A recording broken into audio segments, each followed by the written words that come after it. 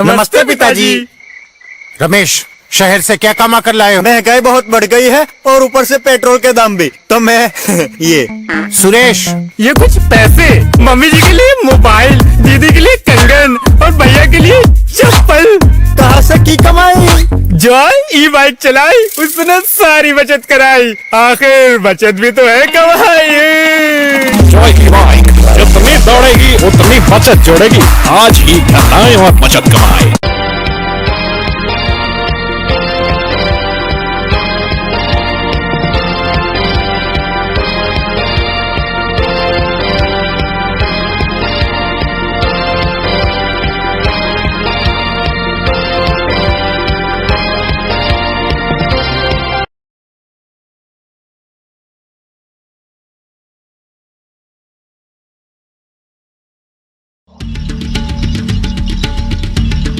शराब दुकान के गद्दीदार का अपहरण।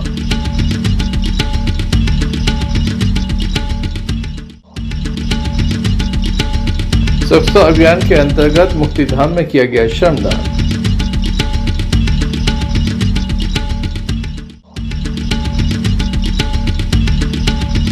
दमोह के पंडित दीनदयाल उपाध्याय पार्क में लगी आग।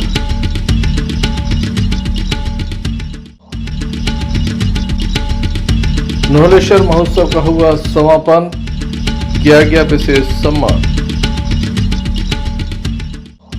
ये थी दिन भर की कुछ खास खबरें। खबरों का क्रम विस्तार से। खबरों में सबसे पहले हम बात करेंगे दमोह देहात थाने के अंतर्गत हुए अपहरण के मामले की, जहां पर शराब दुकान के गद्दीदार का अपहरण कर लिया गया है। दमोह देहात थाना अंतर्गत लगातार तेजी से अपराधों का ग्राफ बढ़ रहा है। एक के बाद एक बड़ी घटनाएं सामने आ रही हैं। वहीं अब शराब दुकान के गद्दीदार का अपहरण कर लिया गया है। बताया जाता कि दबंग यहां पर पहुंचे, काफी दबंगी दिखाई। फ्री में शराब चाहते थे, जब शराब नहीं मिली तो गद्दीदार का ही अपहरण कर लिया। इसके बाद क्षेत्र में सनसनी है। बताया जाता है कि जबरदस्त तरीके से मारपीट भी की गई। उसके बाद गद्दीदार नीलेश राय को अपहरणकर्ता अपने साथ ले गए। यहां पर वह पहुंचे थे। लगातार शराब दुकानों में इस तरह के विवाद होना आम बात है, लेकिन यहां पर काफी विवाद बढ़ गया और उसके बाद गद्दीदार को अपहरणकर्ता अपने साथ ले गए। उनकी पहचान भी हो चुकी है। सीसीटीवी फुटेज में संपूर्ण घटना कैद हुई है। लगातार ये वीडियो सोशल मीडिया पर वायरल हो गया है। पुलिस भी मौके पर पहुंची थी। पुलिस के द्वारा इस मामले में कार्रवाई की जा रही है। एफआईआर दर्ज कर ली गई है। बताया जाता है कि कुछ अपहरणकर्ताओं के सुराग लगे हैं।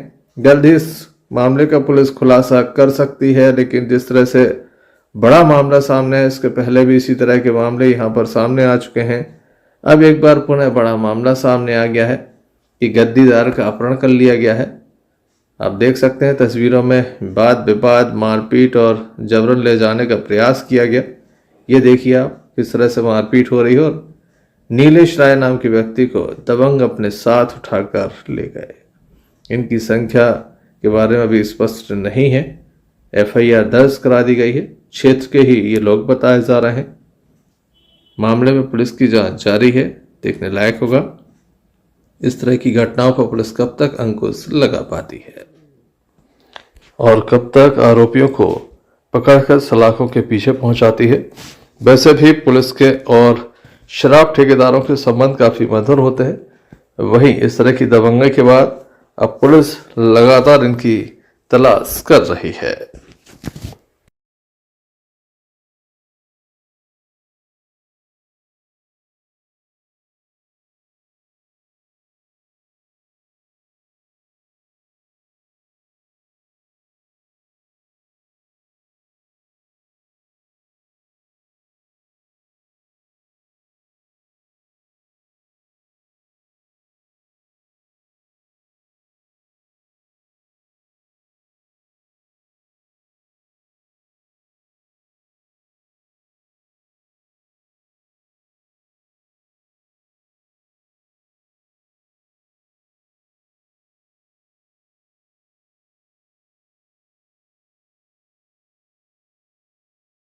हाँ बताएं, क्या नाम है आपका भैया? ये दुकान पे आप कौन से पद पे हैं? सेल्समैन। बीती रात आपके साथ क्या घटनाक्रम हुआ? बीती रात घटना ये हुई कि रात को 9 बजे के समथिंग धर्मेंद्र ठाकुर और रामू और उनके 3 साथी 3 या 4 लोग थे, तो पहले शराब लेने आए, तो पहले उनने पैसे दे दिए, ठीक है। उसके 15 मिनट बाद दोबारा यहीं दारू पी, उनने लौट के आए, फिर उनने एक क्वार्टर मांगा, बोले फ्री चाहिए। तो हमने उनसे मना कर दिया कि हमें आदेश देगा कोई मैनेजर या सेठ लोग तो हम दे सकते हैं। तो उन्होंने माँ बेटियों की गाली देने लगी, ठीक है। फिर इसके बाद गाली गलौज करके 5-7 मिनट गाली गलौज करके यहाँ से वो निकल गए और जान से मारने की धमकी दे गए कि बाहर तुम निकलो कलारी के तो जान से मार डालेंगे। तो उसके ठीक 1.5 घंटे के समथिंग, 11 के समथिंग की बात है, उन लोगों आए एक गाड़ी से, डार्क कलर की गाड़ी थी, कैमरे के उस तरफ लगाई। तो धर्मेंद्र ठाकुर मुंह बांध के, नारंगी कलर की तौलिया से मुंह बांध के वो सीधा अंदर आया। उसके 2 साथियों ने मेरे से जो साथ कर्मचारी है उसके हाथ पकड़ के, मैं अंदर बैठा था गोदाम में, मेरा हाथ 2 लोगों ने पकड़ के सीधा बाहर खींच के यहाँ बैठा के 4-5 लट्ठ मारे पहले बांस के, और उसके बाद गाड़ी में रख के यहाँ से एक कच्चा रास्ता गया है महुना पे हो, तो इस सुहाव में कहीं खेत पे ले गए, मतलब मेन रोड से होगा डामर रोड से 1.5-2 किलोमीटर अंदर किसी का खेत था। तो वहाँ बैठा के मारपीट की। वहाँ 5 लोग गाड़ी में थे, 3 लोग वहाँ और मौजूद थे। मैं 5-6 हज़ार रुपये जेब में डाला था आगे वाली में। तो और जब गाड़ी में बैठे थे तो रामू ने यहाँ कट्टा लाया और 5,000 रुपये निकाले। 5 या 6 हज़ार थे, गिने नहीं थे कन्फर्म, 100-200 कंबड़ भी होते, और कान में सोने की वाली पहने थे, बोतल ली, ठीक है। ये रास्ते में किया, रामू ने कट्टा लाया था हमें, अब उसमें गोली हो या इसका हमें मालूम नहीं है। फिर ले जाके वहाँ मारपीट की। फिर इसके बाद वहाँ मेरा वीडियो बनाया कि बैठ तुम्हारे साथ क्या हुआ। हमने कहा भैया हमें तो छोड़ दो, हमें ऐसा कुछ नहीं हुआ, हम कुछ नहीं किसी से कहेंगे। आपने इस घटनाक्रम की पुलिस को सूचना नहीं दी क्या? हम तो उन्हीं के साथ थे, मोबाइल हमारा दुकान छूट गया था, हमारे साथ ही ने दी। अच्छा, हमारे साथ ही ने, हमारे जो मैनेजर हैं उनने दी। इसके बाद पुलिस कितनी देर बाद पहुंची? पुलिस हम करीब 1-1.5 घंटे ये लोग खेत में बैठा ले रहे। फिर हमने उनके हाथ पैर जोड़ के हमने कहा भैया गलती हो गई, माफ़ कर दो, हमें घर तक छोड़ दो या हमारे साथी के पास हमें छोड़ दो। तो बड़ी मुश्किल से पैर पकड़ के वो माने, और उनने हमें हमारा वीडियो बनाया कि अगर तुमने किसी को बताया, पुलिस में रिपोर्ट की, तो हम तो जेल जाएंगे, 10-15 दिन में जमानत वापस आके आप तुम्हें जान से मार डालेंगे। उन्होंने सीधा कहा। फिर एक उनका जो साथी था यहाँ आया था दुकान पे, उसके साथ बाइक से उसने हमें छुड़वाया। तो बीच में पुलिस का एक सिपाही, एक हमारा साथी टॉर्च से हमें मतलब खोज रहे थे। फिर वहाँ से हम उन लोगों के साथ आए। अच्छा, इस घटना की रिपोर्ट आपके कौन से साथी ने दर्ज की? हेमंत राय। और जिन लोगों ने घटना को अंजाम दिया है, आपको अपहरण किया, वो उन लोगों को आप पहचानते हैं क्या पहले से? वहाँ पहचानते हैं पहले से। अब शराब दुकान है, शराब लेने आते रहते हैं। 1 साल से हम यहाँ हैं, 1 अप्रैल से, तो हम जानते हैं। ठीक। कल रात्रि को नरसिंहगढ़ क्षेत्र में शराब दुकान के सेल्समैन के अपहरण संबंधी सूचना पर जो है देहात थाना पुलिस ने तत्काल FIR करते हुए पता तलाश की और लगभग रात्रि 2 बजे हमने उसे रेस्क्यू कर लिया है। पीड़ित के बताए अनुसार जो है कार्रवाई की जा रही है और इसमें एक नामजद आरोपी प्लस 5 उसके अन्य साथियों के विरुद्ध जो है अपहरण मारपीट संबंधी धाराओं का प्रकरण पंजीबद्ध कर विवेचना में लिया है। विवेचना जारी। Sanjay Sarwaria, lucky DCN news. Holi का पर्व आने वाला है, ऐसे में होलिका की प्रतिमाएं बनाने का क्रम जो है वो प्रारंभ हो गया है। मूर्तिकारों के द्वारा मूर्ति बनाने का क्रम प्रारंभ कर दिया गया है। हम आपको बता दें कि महज चंद दिनों के बाद होलिका का ये महापर्व मनाया जाएगा, जिसके लिए प्रतिमाएं बनना शुरू हो गई हैं। होलिका दहन एक विशेष मुहूर्त में होता है, इसके लिए विशेष तैयारियां भी होती हैं।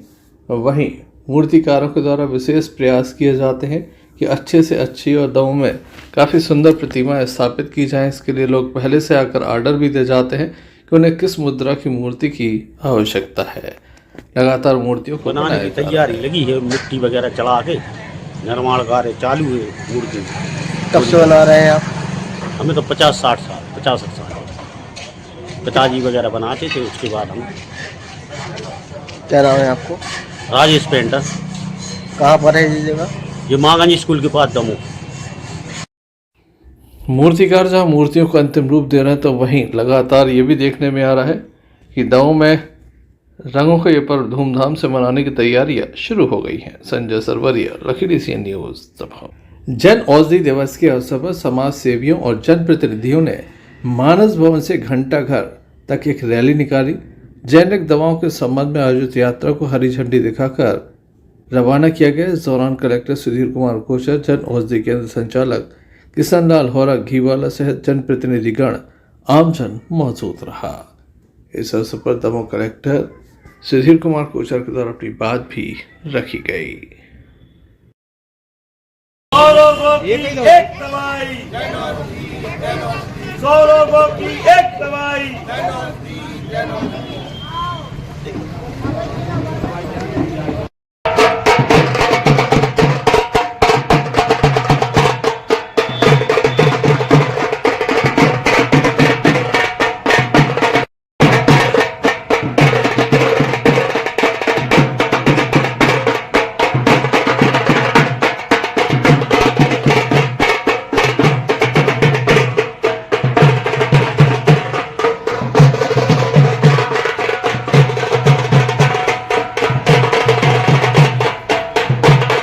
आज के इस अवसर पर जन औषधि दिवस मनाया जा रहा है और इसका मुख्य उद्देश्य यही था कि आम आदमी को जेनेरिक दवाइयाँ जो हैं बहुत सस्ती दरों पर मिल सकें और उसके लिए हमारे यहाँ पर जेनेरिक दवाइयों के जन औषधि स्टोर हम लोगों ने खोले हैं।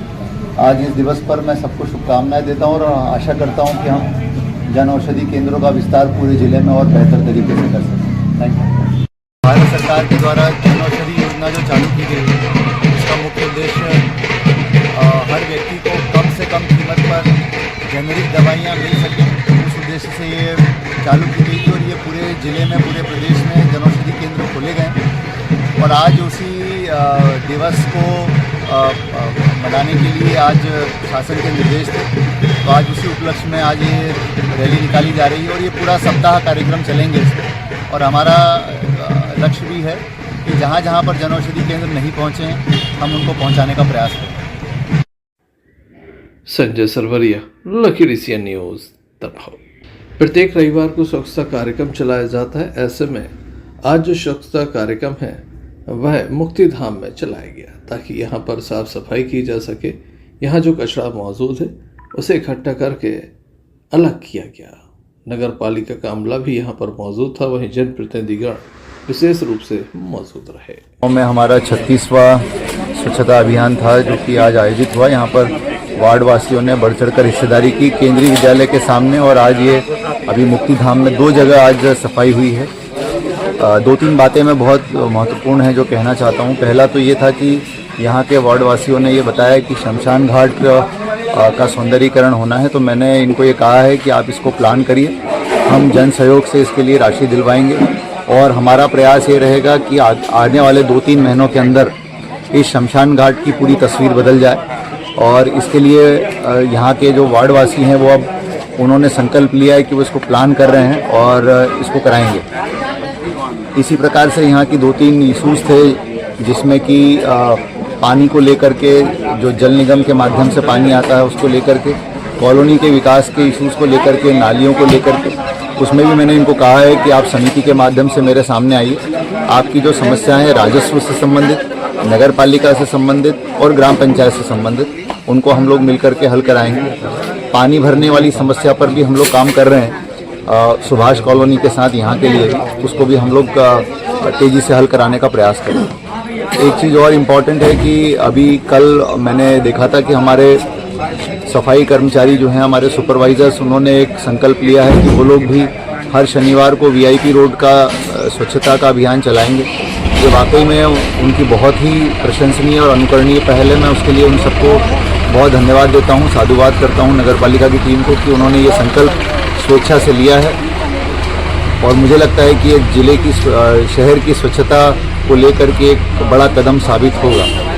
तीसरा पॉइंट मैं जो कहना चाहता हूँ वो ये था कि जो हमारे यहाँ एक स्वच्छता योद्धा हैं हरीश पटेल जी, वो हर बार आते हैं, वो सिनेमेटोग्राफर हैं मुंबई में। उन्होंने स्वच्छता पर अपने खर्चे से, उनकी टीम ने पूरा मिल करके एक गीत बनाया है, मत करो ना यार। हम चाह रहे हैं कि अगले हफ्ते में, आने वाले हफ्ते में उसकी एक हम लोग लॉन्चिंग करेंगे और ये लॉन्चिंग जनप्रतिनिधि, गणमान्य नागरिक सबके बीच में होगी और ये गाना फिर हमारा थीम सॉन्ग बनेगा इस बार की स्वच्छता का। तो ये हम लोग करने जा रहे हैं और ये गाना फिर गली गली में गूंजेगा और हम सबको स्वच्छता के लिए जागरूक करेगा। आखिरी बात जो मुझे कहना थी वो ये है कि हम लोगों ने अभी 3 कॉलोनियों में पार्क डेवलप किए हैं जन सहयोग से। तो उसमें हमारा फंडा ये है कि कॉलोनी वासी जो है जगह चिन्हांकित करें, सरकारी ज़मीन होनी चाहिए, खाली पड़ी होनी चाहिए अनुपयोगी, उस ज़मीन को फेंसिंग कराने का और उसमें 2-3 बेंचेस वगैरह लगवाने का काम हम करेंगे जन सहयोग से। बाकी पौधे वगैरह लगाने का काम कॉलोनी वाले करें। अभी तक 3 विकसित हो गए हैं। हमने बाकी लोगों को भी कहा है कि आप लोग, मैं सभी कॉलोनी वासियों को आह्वान करता हूं जिले की और नगर की, कि जहां जहां पर आपको ऐसा लगता है कि आपकी कॉलोनी में पार्क नहीं है, सरकारी जमीन अनुपयोगी पड़ी है, कुछ नहीं हो रहा, उस पर लोग अतिक्रमण कर रहे हैं, ऐसी जमीन आप हमको बताइए, हम वो जमीन आपको देने की अनुमति देंगे। आप वो कॉलोनी की जो सोसाइटी है उस पर फेंसिंग करवाए, हम उसका जन सहयोग से पैसा देंगे और फिर वहां पर वो पार्क को मेंटेन करें और वो पार्क बच्चों के लिए और सभी के लिए उपयोगी बने। वहां वृक्षारोपण समिति करवाए। तो ये एक मॉडल हम यहाँ पर विकसित करना चाह रहे हैं। तो जो लोग भी इसमें आगे आएंगे उसके लिए हम पूरा सहयोग इस काम में करेंगे। धन्यवाद। आप देख सकते हैं किस तरह से यहाँ पर काफ़ी गंदगी फैली हुई थी। लोगों के द्वारा साफ सफाई का ध्यान नहीं रखा जाता। इसके बाद यहाँ पर विशेष सफाई अभियान चलाया गया। Sanjay Sarwaria, lucky DCN news, दबाव। पंडित दीनदयाल उपाध्याय पार्क में आज अचानक से आग लग गई। बताया जाता है कि शॉर्ट सर्किट से ये आग लगी। पहले तेज आवाज़ आई और उसके बाद ये आग भभक गई। इस क्षेत्र से काफ़ी लाइनें भी निकली हैं, जिसके बाद बताया जा रहा है कि शायद यहाँ पर कुछ चिंगारी गिरी थी, जिसके बाद यहाँ पर आग लग गई। आग ने काफ़ी बड़ा रूप ले लिया। स्थानीय लोगों की सूझबूझ से यह इस आग पर काबू पाया गया। आप देख सकते हैं तस्वीरों में जब ये आग लगी थी उस वक्त की ये तस्वीरें हैं। वहीं स्थानीय लोगों के द्वारा विशेष रूप से प्रयास किया गया।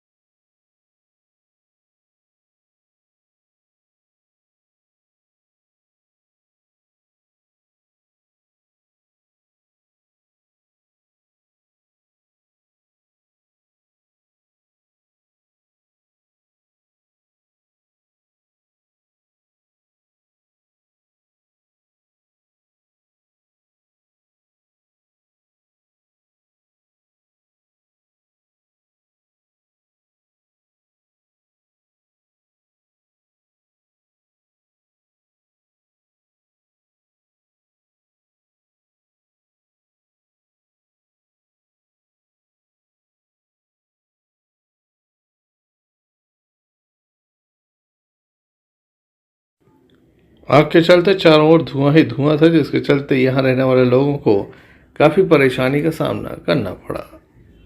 Sanjay Sarwaria, lucky DCN news. Nauleshwar महोत्सव का समापन हो गया है। नोएडा में रंगारंग प्रस्तुतियाँ दी गई। राष्ट्रीय अंतर्राष्ट्रीय कलाकार यहाँ पर पहुँचे, जिन्होंने कला का जादू बिखेरा। वहीं मेले का भी लोगों ने आनंद लिया। अंतिम दिन यहाँ पर सम्मान समारोह आयोजित किया गया। काफ़ी बड़ी संख्या में यहाँ पर लोगों की मौजूदगी देखी गई। मध्य प्रदेश सरकार के मंत्री धर्मेंद्र सिंह लोधी के द्वारा सभी का सम्मान यहाँ पर किया गया।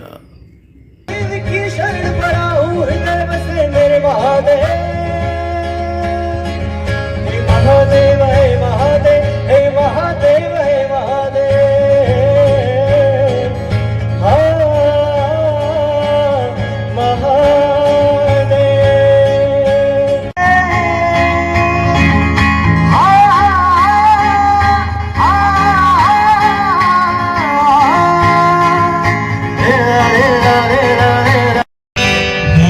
शुरू से देखा है उसको हम समय जलाना भूल गए जैसे कोई नादानी मैंने चाहा ऐसे ना फूल तो ठीक से एक गीत और चूंकि समय को देखते हुए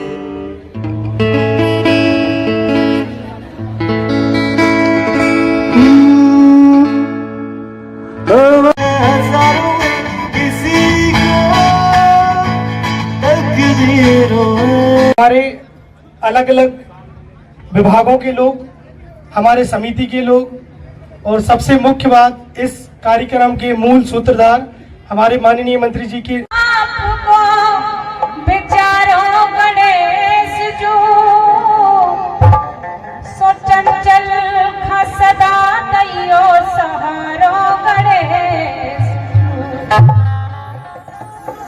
और निवेदन है शारदा माई से कि अम्बे सभा में पधारो, अरे अम्बे सभा में पधारो, पानी पे बिराजो सभा में पधारो, पानी पे बिराजो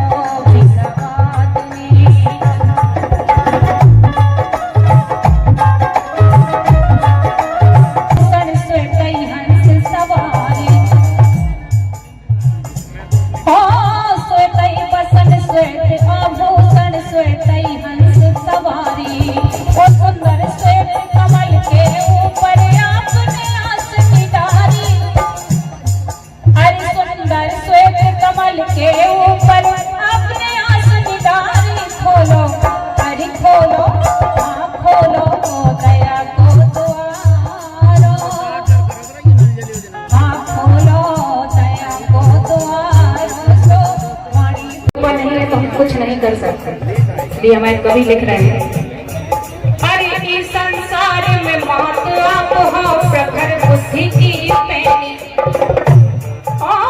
इस संसार में मात आप हो प्रखर बुद्धि की। सामान्य वन मंडल दमोह ने वनों के संरक्षण एवं विकास हेतु जन सहयोग प्राप्त करने के लिए राज्य शासन के काष्ठ के विदोहन से प्राप्त होने वाली काष्ठ की बिक्री से प्राप्त राजस्व की 20% राशि संयुक्त वन प्रबंधन समिति को देने का निर्णय लिया गया था, जिसके तारतम्य परिषद तेजगढ़ में 20% लाभांश राशि से ग्राम वन समिति हरदुआ, सांगा, गोरखा, करणपुर, करौंदी, बंसीपुर, संदई, पटेरिया में ग्राम वन समितियों को खाना बनाने की सामग्री एवं ग्राम वन समिति गुबरा, घुटरिया, गिदरा, मोहन में स्कूली बच्चों को बैग प्रदान किए गए।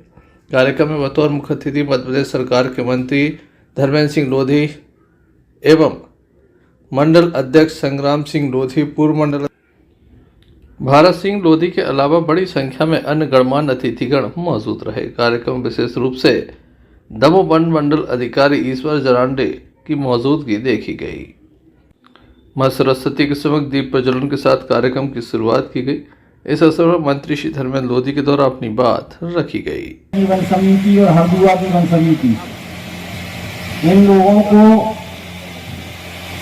ये जो है हितलाभ वितरण के अंतर्गत डेली उपयोग के जो बर्तन हैं वो बांटने का काम किया जा रहा है और हमारे बच्चों को भी ग्राम वन समिति मोहा, घुटरिया, गिदरा और गोबरा, यहाँ पर बच्चों को भी बैग बांटने का काम किया जा रहा है। मैं वन विभाग को बहुत बहुत बधाई देता हूँ। बहुत अच्छा और बहुत सच्चा काम आप लोग करने जा रहे हैं। जैसे डीएफओ साहब ने बताया कि पहले हितलाभ वितरण में वन समितियों को कोई लाभ नहीं मिल पाता था। उसका कारण है कि पेमेंट की राशि मैं उसको काट लिया जाता था, वो माइनस में चला जाता था। तो सरकार ने तय किया कि वो पेमेंट की राशि उस लाभ में से नहीं कटेगी, इसलिए आज ये संभव हो पाया कि वन समितियों को हित लाभ वितरण के अंतर्गत हम निरंतर पिछले बार भी वितरण किया गया था, इस बार भी वितरण कर रहे हैं। तो एक अच्छी पहल हमारे यशस्वी मुख्यमंत्री डॉक्टर मोहन यादव जी के नेतृत्व में हमने शुरू की है। वन समितियां निरंतर मजबूत हों, वन समितियों का निरंतर संवर्धन हो, संरक्षण हो, इसके लिए सरकार निरंतर प्रयास कर रही है। आप सभी को पुनः बहुत बहुत शुभकामनाएं। जो लोग इस कार्यक्रम में पधारे हैं उन सबका मैं हार्दिक स्वागत वंदन अभिनंदन करता हूं, क्योंकि आज तेजगढ़ परिक्षेत्र में वन समितियों को काष्ठ लाभांश से जो लाभ मिलता है उससे सामग्री वितरण का कार्यक्रम हुआ था, जिसमें जबेरा के माननीय मंत्री जी श्री धर्मेंद्र सिंह लोधी जी उपस्थित हुए। उनके कर कमलों से समिति के अध्यक्षों को और सदस्यों को खाना बनाने के बर्तन बांटे गए एवं स्कूली बच्चों को स्कूल बैग बांटे गए। बड़ी ही प्रसन्नता का विषय है कि आज वन समितियों को हित लाभ वितरण किया गया। इसमें क्षेत्र की सभी वन समितियों को भोजन बनाने के बर्तन प्रदान किए गए और इसके साथ साथ विद्यार्थियों को भी वन समिति की ओर से, वन विभाग की ओर से जो स्कूल बैग है उनका वितरण किया गया। और निश्चित रूप से बहुत अच्छा कार्यक्रम है और इस कार्यक्रम के माध्यम से सरकार का उद्देश्य है कि जो वन समितियाँ हैं वो सशक्त हों, वन समितियाँ ठीक से काम करें। Sanjay Sarwaria, lucky DCN news. विकासखंड शिक्षा अधिकारी TR कारपेंटर के सेवानिवृत्त होने पर BRC कार्यालय प्रांगण में विदाई समारोह आयोजित किया गया। कार्यक्रम में क्षेत्रीय विधायक एवं राज्य मंत्री लखन पटेल मुख्य अतिथि के रूप में मौजूद रहे। हटा विधायक प्रतिनिधि लालचंद खटेक, पूर्व भाजपा जिलाध्यक्ष नरेंद्र व्यास, RP पटेल, साधुराम चौरसिया और नरेंद्र कटारे भी मौजूद रहे। उपस्थित लोगों ने जहां मंत्री जी का स्वागत किया तो वहीं श्री कारपेंटर का भी स्वागत किया गया। आइए हम आपको दिखाते हैं किस तरह से यह कार्यक्रम आयोजित किया गया।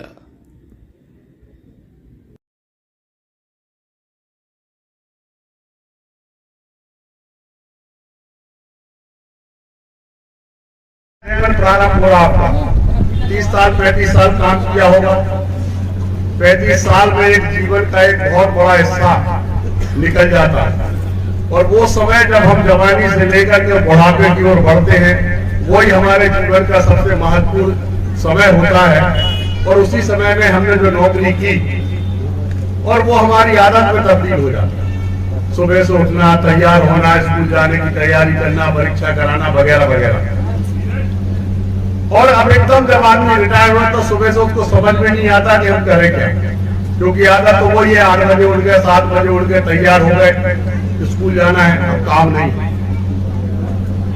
लेकिन मैं समझता हूं कि नौकरी से ज्यादा व्यस्त आदमी अपने आप को रिटायरमेंट के बाद भी रख सकता है और व्यस्त रहना भी चाहिए, क्योंकि जीवन का मूल मंत्र है स्वस्थ रहो, व्यस्त रहो और मस्त रहो।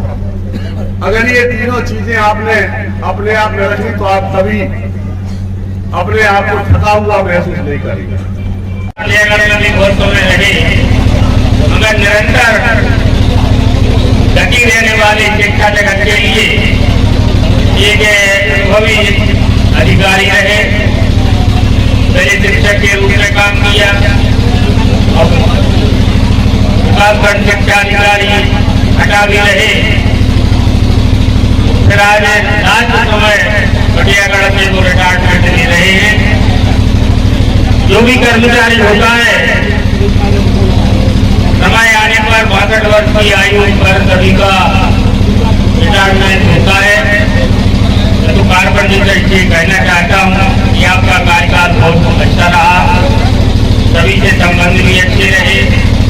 तो बाकी समय आपका धार्मिक कार्यों में लगाएं, समाज के कार्यों में, देश सेवा में लगाएं।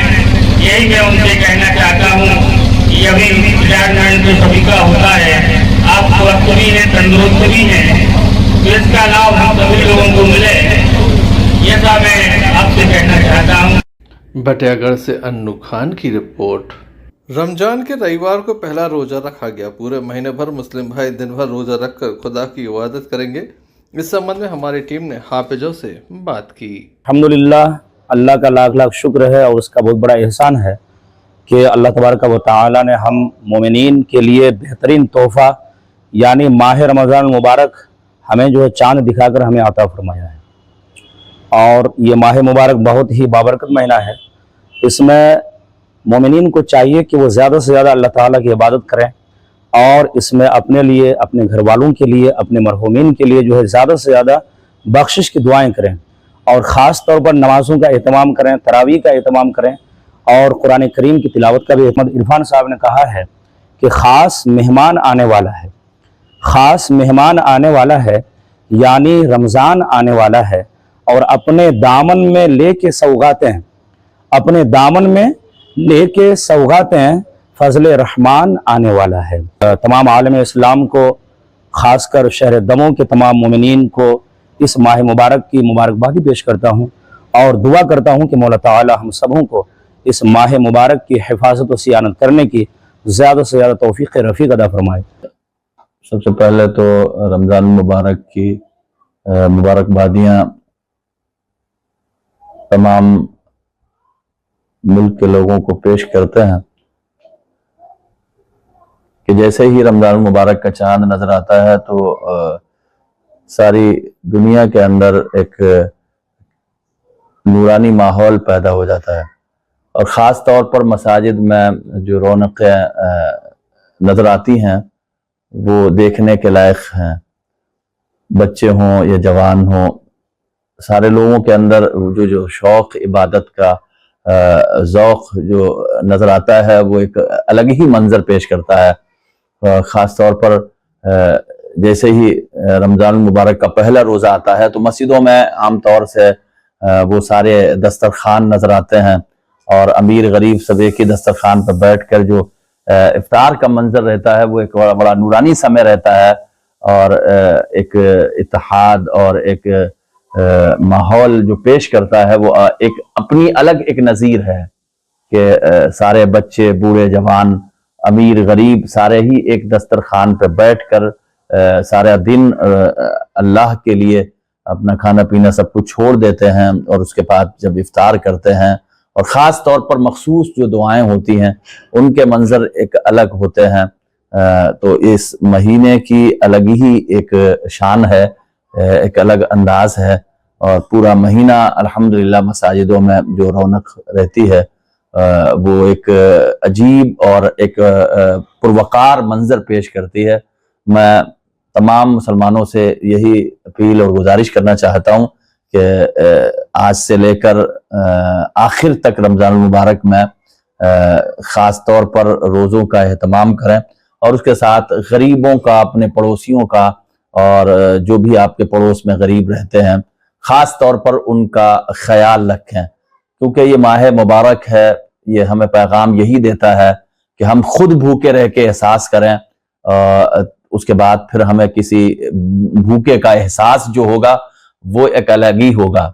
इसीलिए इस्लाम ने ये तरगीब दी है कि आपका पड़ोसी अगर भूखा सो जाए तो आप कामिल मुसलमान नहीं हैं।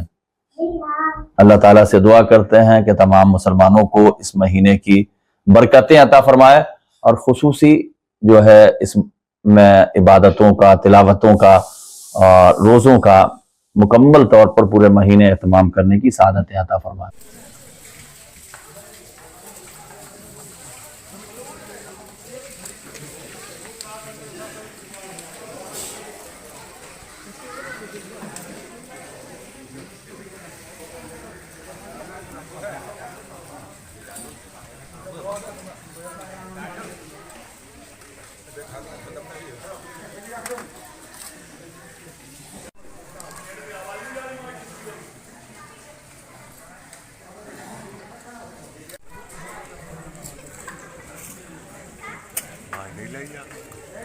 रमजान शरीफ के महीने में आज माह रमज़ान का पहला रोज़ा है जिसमें हम सभी लोगों ने रोज़ा रखा और अब ये मगरिब का टाइम हो गया है जिसमें रोज़ा अफ्तार हुआ सब लोगों का और अब नमाज का टाइम है। अल्लाह का लाख लाख शुक्र है कि ये रोज़ा तमाम लोगों का कामयाब रहा और सब ने अपने अपने तमाम नमाज़ों का अरकान करके और रोज़ा अफ्तार किया। क्या क्या व्यवस्था की गई है रोज अफ्तार? यहाँ पर रोज़ खाने की व्यवस्था हुई है और लोग अपने अपने घर से भी खाना लेके आते हैं और उसका इफ्तार करके फिर तैयारी बनवाते हैं। क्या दुआएं मांगी जाएंगी देश और दुनिया सब देश हित में दुआएं मांगी जाएंगी और अपने अपने लोगों के जो भी ख्वाहिश हैं उनकी दुआएं मांगी जाएंगी। कुछ कहना चाहते हो? बस अब अमान और चैन रहे देश में, इसके अलावा और क्या। सागर जिले के गड़ाकोटा के समीप इस ग्राम पंचायत मड़िया ग्रसैन में स्थित हनुमान मंदिर प्रांगण में समस्त ग्रामवासियों के द्वारा 9 दिवसीय संगीतमय श्री राम कथा का आयोजन किया जा रहा, जहां कथावाचक परम पूज्य संत श्री पटना वाले बाबा के मुखारबिंद से श्री राम कथा सुनाई जा रही है। राम कथा 24 फरवरी से प्रारंभ हुई, जिसमें प्रथम दिवस भव्य कलश यात्रा का आयोजन किया गया था। वहीं कथा के 7वें दिन भगवान श्री राम जी और सीता माता का विवाह संपन्न हुआ। यहाँ पर कथा सुनाई गई। देना है तो मुझे मुक्ति दे देना सीता। का मांगी? मुक्ति। सीता घबरा गई, जाके भगवान के चरणों पर पहुंची, प्रभु जी कैसे ब्राह्मण देवता आए हैं, हमसे मुक्ति मांग रहे। भगवान कहने लगे, ब्राह्मण देवता तुम्हें मुक्ति?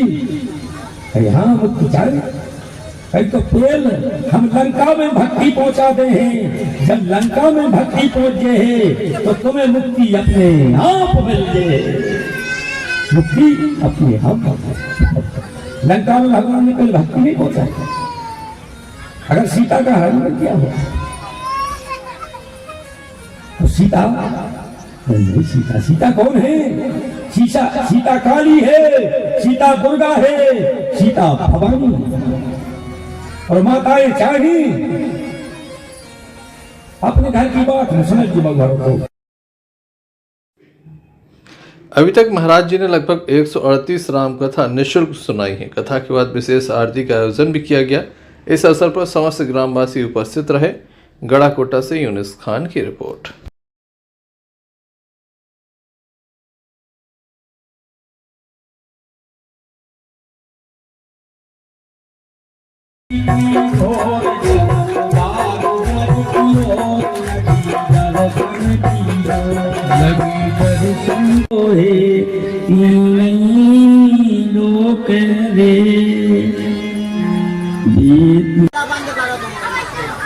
महाराज जी, मैंने सुना है कि आप एक तुलसी के पत्ता में कथा सुनाते हैं, इसका राज क्या है? राज कैसे नहीं है बेटा, हम तो अपने आप आई है कथा। अध्ययन करने तो कहीं गए नहीं है कथा को, किसानी करते अपनी आप कथा आ गई।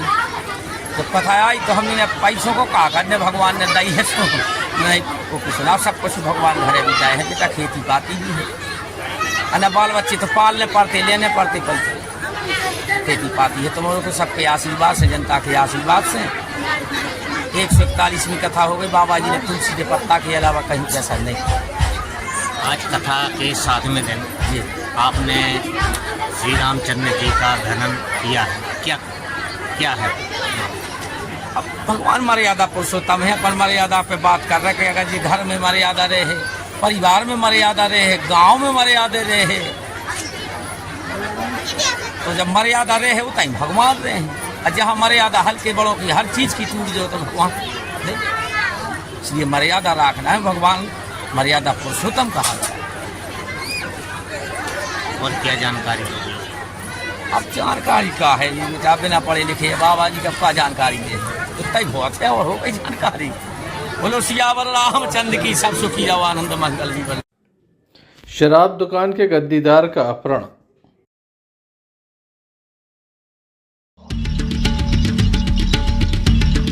शराब दुकान के गद्दीदार का अपहरण।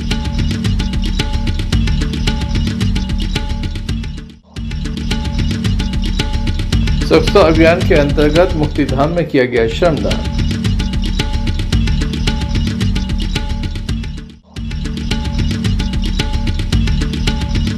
दमोह के पंडित दीनदयाल उपाध्याय पार्क में लगी आग।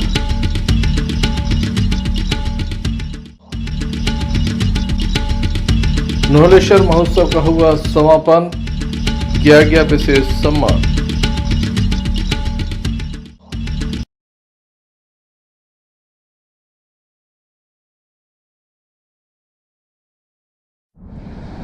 हाथ ले रहा है इलेक्ट्रिक अंगड़ाई, और इसमें हम सफर है आपका अपना कोई, जो ले जा रहा है आपको अपनी मंजिल की तरफ।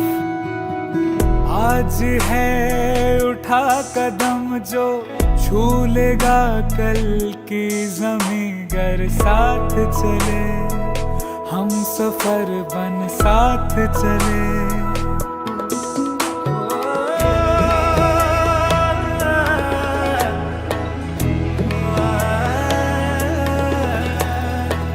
एक दूजे के सफर को अपना ही सपना समझ कर साथ चले, हम सफर बन साथ चले।